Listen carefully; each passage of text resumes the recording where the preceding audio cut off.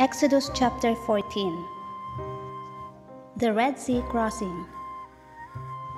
Now the Lord spoke to Moses, saying, "Speak to the children of Israel, that they turn and camp before Pi Hahiroth, between Migdol and the sea, opposite Baal Zephon. You shall camp before it by the sea. For Pharaoh will say of the children of Israel, they are bewildered by the land. The wilderness has closed them in. Then I will harden Pharaoh's heart, so that he will pursue them, and I will gain honor over Pharaoh and over all his army, that the Egyptians may know that I am the Lord." And they did so.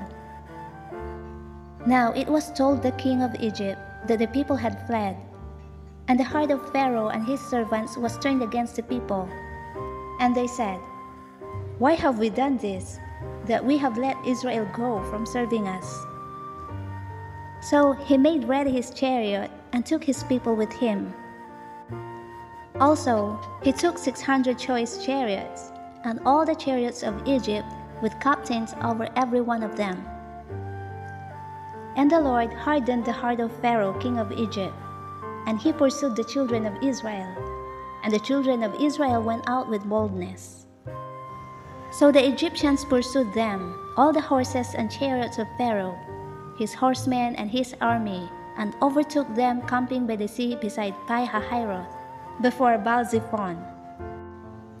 And when Pharaoh drew near, the children of Israel lifted their eyes, and behold, the Egyptians marched after them. So they were very afraid, and the children of Israel cried out to the Lord. Then they said to Moses, "Because there were no graves in Egypt, have you taken us away to die in the wilderness? Why have you so dealt with us, to bring us up out of Egypt? Is this not the word that we told you in Egypt, saying, 'Let us alone that we may serve the Egyptians'? For it would have been better for us to serve the Egyptians than that we should die in the wilderness." And Moses said to the people, "Do not be afraid. Stand still, and see the salvation of the Lord, which he will accomplish for you today. For the Egyptians whom you see today, you shall see again no more, forever. The Lord will fight for you, and you shall hold your peace." And the Lord said to Moses, "Why do you cry to me? Tell the children of Israel to go forward. But lift up your rod, and stretch out your hand over the sea, and divide it. And the children of Israel shall go on dry ground through the midst of the sea. And I indeed will harden the hearts of the Egyptians, and they shall follow them.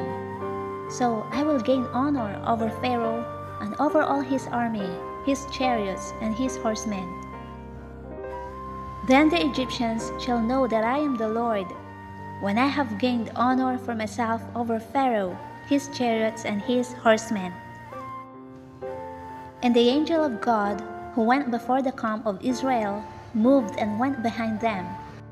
And the pillar of cloud went from before them, and stood behind them. So it came between the camp of the Egyptians and the camp of Israel. Thus there was a cloud and darkness to the one, and it gave light by night to the other, so that the one did not come near the other all that night. Then Moses stretched out his hand over the sea, and the Lord caused the sea to go back by a strong east wind all that night, and made the sea into dry land, and the waters were divided. So the children of Israel went into the midst of the sea on the dry ground, and the waters were a wall to them on their right hand and on their left. And the Egyptians pursued and went after them into the midst of the sea, all Pharaoh's horses, his chariots, and his horsemen. Now it came to pass in the morning watch that the Lord looked down upon the army of the Egyptians through the pillar of fire and cloud, and he troubled the army of the Egyptians. And he took off their chariot wheels, so that they drove them with difficulty.